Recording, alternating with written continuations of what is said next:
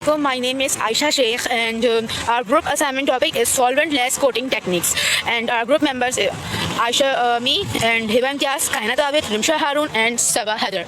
Okay, so what is a solvent-less coating technique? Solvent-less मतलब कि हम लोग कोटिंग तो करेंगे बट सॉल्वेंट यूज़ नहीं करेंगे, उसकी जगह हम डिफरेंट मेथड्स यूज़ करेंगे। तो अच्छा, और इसका सबसे बड़ा एडवांटेजेस ये है कि सॉल्वेंट में जो हमारे पास नुकसानात होते हैं यूज़ करके वो नुकसानात नहीं आएंगे अगर हम लोग सॉल्वेंट लेस कोटिंग करेंगे, क्योंकि वहाँ पर सॉल्वेंट यूज़ ही नहीं होता, फिर उसके डिसएडवांटेजेस तो आएंगे नहीं। ठीक है, तो इसलिए हम लोग डिफरेंट मेथड यूज़ करते हैं कोटिंग के लिए।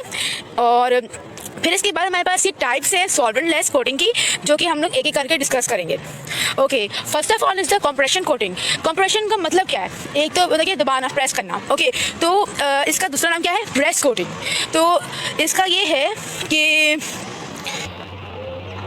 अच्छा, तो इसमें क्या बोल रहे हैं कि सरफेस के अंदर जो इनर कोर होता है वो कम्प्लीटली सराउंडेड बाय होता है, किसके? कोर के सराउंड होता है।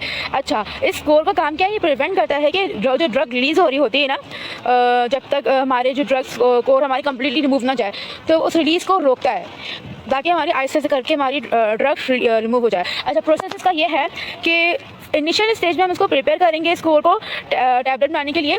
जो टैबलेट का जो कोर है वो बनाने के लिए हमें क्या करना पड़ेगा? पहले हमें कंप्रेशन करनी पड़ेगी। तो और उस कंप्रेशन को जाहिर है कि हर ड्रग में हमारे पास एपीआई और एक्सीपेंट होता है, जो हमारे पास मेडिकेटेड ड्रग्स होती हैं। और ये तो इसमें क्या करेंगे हम लोग? इसको बनाने के लिए फर्स्ट ऑफ ऑल हम लोग कंप्रेस करेंगे। एक्यूट ड्रग को बनाने के लिए हम लोग क्या करेंगे? उसके अंदर suitable additives and polymers add करेंगे।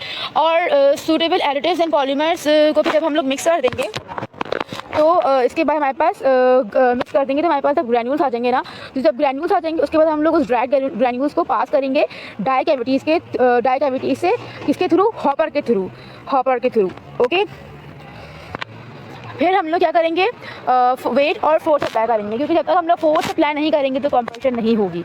ठीक है, फिर हम लोग फिर उसके ज़रिए अच्छा, फिर क्या है कि फोर्स हमें जो है ना वो अपने प्रोसेस के मुताबिक ही यूज़ करनी है। ये पॉइंट है। क्या हुआ? फिर वेट और फोर्स को हम लोग एडजस्ट करेंगे थ्रू द नॉब। ठीक है, फिर हम लोग टैबलेट को कंप्रेस करेंगे पंच से। फिर अच्छा, याद रखना जो कोटिंग टैबलेट का जो डायमीटर है, जो हमने टैबलेट को कंप्रेस किया है पंच के थ्रू, उसका डायमीटर लो होना चाहिए कोटिंग टैबलेट के मतलब मुकाबले में, as compare to the coating tablet. अस्सलामुअलैकुम, my name is Kaynat Abid. वो तो आते हैं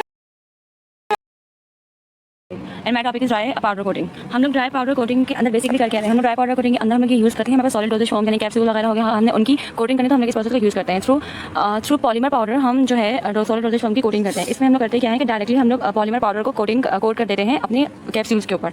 इसका प्रोसेस बेसिकली ये है, हम लोग इसके अंदर सेंट्रीफ्यूगल कोटर यूज़ करते हैं अपनी जो है टैबलेट को कोट करने के लिए। सेंट्रीफ्यूगल कोटर के अंदर बेसिकली हमारे पास एक टर्मिनल लगा हुआ होता है और एटमाइजर लगा हुआ होता है। स्प्रे गन जो होती है, स्प्रे गन के ऊपर हमारे पास कोटिंग मटेरियल होता है, जिसके थ्रू हम लोग जो है वो स्प्रे करते हैं कैप्सूल्स के ऊपर। और फिर सबसे पहले हम लोग क्या करते हैं कि इसके अंदर हम लोग एक वाटर का जो है वो स्प्रे करते हैं, वाटर की फिल्म बन जाती है इसके ऊपर, जिसकी वजह से हमारे पास जो हमारा ड्राई पाउडर पॉलीमर पाउडर होता है कोटिंग के लिए, वो जाकर इसके ऊपर स्टिक हो जाता है। और फिर हम टेम्परेचर इंक्रीज करते हैं, कॉलिसेंस होती है, जिसकी वजह से हमारे पास इसको बाद में हम ड्राई कर लेते हैं ओवन के अंदर। ये प्रोसेस है, लेकिन हमारे पास एक ब्रस्टर एक अपैरेटस वो हम ज़्यादा फ्रीक्वेंटली यूज़ करते हैं कोटिंग के लिए, क्योंकि हमें इसके अंदर वाटर बिल्कुल भी नहीं चाहते, क्योंकि कुछ हमारे पास मटेरियल्स होते हैं वो ऑर्गेनिक सॉल्वेंट्स यूज़ करने से वो ख़राब हो सकते हैं या वाटर के साथ रिग्रेशन हो सकती है। तो इसलिए हम लोग वाटर का यूज़ जो है वो ना करें, इसलिए हम ज़्यादा ही प्रेफर करते हैं। तो इसके अंदर बेसिकली हम लोग करते क्या है कि हम लोग अपना HPMC और अपना जो हमारा मटेरियल है उन दोनों को हम साथ में उनका इमर्जन बना के उसके ऊपर अपनी कैप्सूल या फिर टैबलेट के ऊपर कोट कर देते हैं। तो इससे हमारे पास ये होता है कि हमारे पास वाटर की जो नीड है वो कम हो जाती है, यानी कि वाटर की इसमें हमें यूज़ करने की जरूरत नहीं पड़ती। इलेक्ट्रोस्टैटिक पाउडर कोटिंग के हमारे पास क्या होता है कि इसका जो मेन प्रिंसिपल वो बेस कर रहा होता है हमारे पास इलेक्ट्रोस्टैटिक कोरोना इलेक्ट्रिक फील्ड के ऊपर। इसलिए हम लोग क्या करते हैं, हमारे पास इसके इक्विपमेंट में एक स्प्रे गन होता है, उसके ऊपर मेटल गाइड रिंग लगी होती है, उसको हम लोग बेसिकली कनेक्ट करते हैं एक हाई वोल्टेज नेगेटिव इलेक्ट्रोड के साथ। इससे हमारे पास होता है ये है कि और इससे हमारे पास कोटेड वर्क पीस होता है, जिसके ऊपर हम लोगों को कोटिंग करवानी होती है। वर्क पीस के अंदर ठीक है, वर्क पीस जो है वो पॉजिटिवली पोल होता है और वो नेगेटिवली चार्ज होता है। तो इसमें हम लोग क्या करते हैं कि स्ट्रॉन्ग फील्ड जो है वो हम लोग इनके बीच में बनाते हैं स्प्रे गन के अंदर और वर्क पीस के अंदर। अब हमारे पास जिस तरह एरिया है जिसके थ्रू हमारे पास पाउडर मूव करेगा वो है हमारे पास कंप्रेसर है। इससे हमारे पास एक पाइप के थ्रू जो पाउडर है, पाउडर फीडिंग यूनिट से होता हुआ गाइड रिंग जो होती है स्प्रे गन की वहाँ पर आएगा। और उसके बाद हमारे पास क्या होगा कि कोरोना डिस्चार्ज होता है, हमारे पास जनरेट हो जाता है कनेक्शन जो होता है हमारे पास गाइड रिंग और जो हाई वोल्टेज नेगेटिव इलेक्ट्रोड है उनके बीच की वजह से हमारा कोरोना डिस्चार्ज जो है वो जनरेट हो जाता है। और जो डेंस चार्ज वो भी बन जाते हैं पाउडर के अराउंड, जो कि हमारे नेगेटिवली चार्ज पाउडर होता है। और हमारे पास इनका कंबाइन एक्शन होता है इलेक्ट्रिसिटी फोर्स और कंप्रेस एयर। इनके कंबाइन एक्शन की वजह से हमारे पास जो पाउडर है वो क्या करता है, वो स्प्रे गन से होता हुआ वर्कपीस के ऊपर जाकर लग जाता है और इवेंटली उसके ऊपर एब्जॉर्ब हो जाता है उसकी सरफेस के ऊपर, वर्कपीस के सरफेस पे। और हीटिंग करने के बाद जो पाउडर है ना वो डिसॉल्व हो जाता है और वो फ्लैट ही रहता है। और हमारे पास जो है इसके अंदर एक इवन और कंटिन्यूस स्मूथ कोटिंग हमारे पास चल जाती है। इसका एक डिसएडवांटेज ये है हमारे पास कि हम इसमें क्या कर सकते हैं, कोरोना चार्जिंग की वजह से हमारे पास इसके अंदर ये पोटेंशियल होता है कि हमारे पास बिल्डअप कर देता है चार्जेस को सबस्ट्रेट की सरफेस के ऊपर, जिसकी वजह से हमारे पास क्या हो सकता है कि ये कॉज कर सकता है कि हमारे पास जो कोटिंग है, मतलब ये हमारे पास और हम लोग जब डिपॉजिट हो जाएगा तो हम इसमें मेजर और कोटिंग नहीं कर सकते, जिसकी वजह से हमारे पास ये एक ना डिफेक्ट कॉज करता है इसकी सरफेस के अंदर। Now again continue by me, Aisha Sheikh. Moving towards hot melt coating. Hot melt coating होती क्या है? वैसे मेल्ट कोटिंग की बात करी जाए तो मेल्ट कोटिंग में क्या होता है हमारे पास कि ये एप्लीकेशन है लेयर ऑफ पॉलीमर्स की, किस में होती है, बेस फैब्रिक में होती है। और वो किसके थ्रू होती है? मेल्टिंग, एक्सट्रूडिंग या कैलेंडरिंग द मटेरियल, इसके थ्रू होती है। अच्छा, फिर इसके बाद हम लोग ये बताया गया कि हम जो मटेरियल को हमें मेल्ट करना होता है ना, कोटिंग मटेरियल को, तो हम लोग वो एक्सट्रूडर के थ्रू करते हैं by the process of the extrusion coating. Okay, फिर हमारे पास लेमिनेशन इसमें बात करी गई है और स्प्रेड कोटिंग की बात की गई है। स्प्रेड कोटिंग में ये बताया गया कि जो हमारे पास बेस फैब्रिक है उसको हम लोग कोट करते हैं किससे? मिक्सचर ऑफ द प्लास्टिसाइजर या पॉलीमर से, उसके मिक्सचर से हम लोग वो बनाकर उसको वो करते हैं, कोटिंग करते हैं उसकी, जो ड्राइंग प्रोसेस को फॉलो करता है ताकि हमारा जो सॉल्वेंट है वो एवापोरेट हो जाए और इसके बदले में हमें क्या मिलेगा? ओवरऑल हमें थिन कोटिंग लेयर मिलेगी इसके बदले में। फिर इसके बाद मूव टुवर्ड्स द वीडियो। एक छोटी सी वीडियो है हॉट मेल्ट कोटिंग की, सो इसको मूव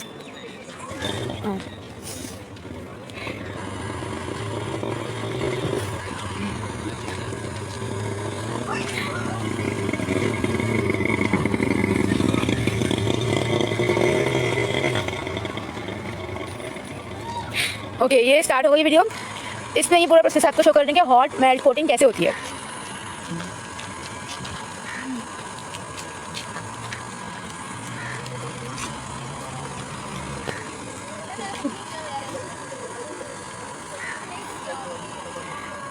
ये मशीन है पूरी हॉट मेल्ट कोटिंग की। इसमें अब मेल्टिंग होगी, वो दिखाएंगे प्रोसेस की, मेल्टिंग होकर किस तरह आपका प्रोसेस हो रहा है, चल रहा है।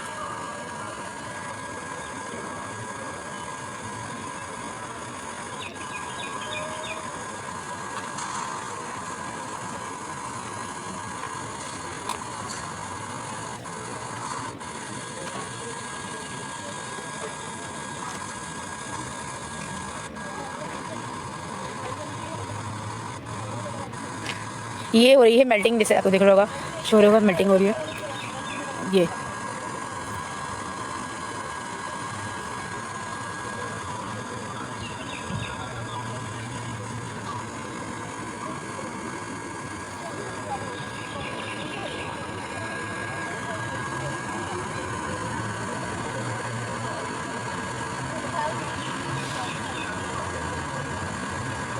ये फैंस लगाए हुए हैं ताकि टेम्परेचर को मेंटेन कर सकें, क्योंकि अगर हीट ज़्यादा हो जाएगी तो फिर उससे हमारा प्रॉब्लम हो सकती है।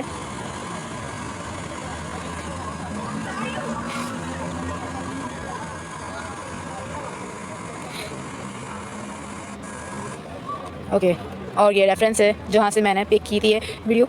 Okay, critical fluid coating. इसमें क्या होता है, हम लोग डोजेज फॉर्म बना रहे होते हैं और साथ साथ हम लोग जो ड्रग की रिलीज़ हो रही होती है ना, वो हम लोग इम्प्रूव कर रहे होते हैं। और इसमें हमारे पास जो हम कोटिंग कर रहे होते हैं एक्टिव मतलब फार्मास्यूटिकल इंग्रेडिएंट की, हम लोग यानी एपीआई की कोटिंग कर रहे होते हैं। कौन किस पे? माइक्रोक्रिस्टलाइन सेलुलोज पे, जो हम लोग ये एज ए एक्सपेरिमेंट यूज़ करते हैं इस प्रोसेस के अंदर। अच्छा, इस प्रोसीजर के अंदर एक हमारे पास सॉल्वेंट होता है, उसका नाम है सुपर क्रिटिकल एंटी सॉल्वेंट। ये हमारे पास प्रोसेस हो रहा होता है। इसमें से हम लोग क्या करते हैं, एपीआई पार्टिकल्स की जो होती है ना वो प्रेसिपिटेशन हो जाती है, यानी वो एपीआई पार्टिकल्स क्या होते हैं, प्रेसिपिटेट हो जाते हैं। पर ये सब प्रोसेस किसके अंदर हो रहा है? फ्लूइडाइज्ड बेड के अंदर हो रहा है, और जो कि ऑपरेटेड होता है हाई प्रेशर के ऊपर वो वर्क करता है। ठीक है। अच्छा, इसमें हम लोग जो, और फिर यही हमने आपको बताया था कि एक्सीपिएंट जो होता है हमारे पास यहाँ पर माइक्रोक्रिस्टलाइन सेलुलोज होता है जो एमसीसी है। और क्या होता है इसमें, पार्टिकल्स जो होते हैं ना, एपीआई जो होते हैं सिल्वर्स, एपीआई के जो सिल्वर होते हैं ना वो एक्यूमुलेट होना शुरू हो जाते हैं, जो हमने एस से बनाए होते हैं। एस क्या है? Anti solvent process, super critical anti solvent process. अच्छा, जो हमने एज अ एपीआई चूज़ किया होता है एमसीसी के लिए, यानी माइक्रोक्रिस्टलाइन सेलुलोज के लिए जो हमने चूज़ किया होता है केमिकल कंपाउंड, वो है नारिंगिन। नारिंगिन एक केमिकल कंपाउंड है। अच्छा, जो इन्वेस्टिगेशनल प्रोसेस जो होता है, ऑपरेशन प्रोसेस, उसमें जो वेरिएबल्स हैं वो ये फ्लूइडाइजेशन हो सकते हैं, velocity, coating pressure, temperature, drug solution concentration, drug solution flow rate, drug mass and organic solvent.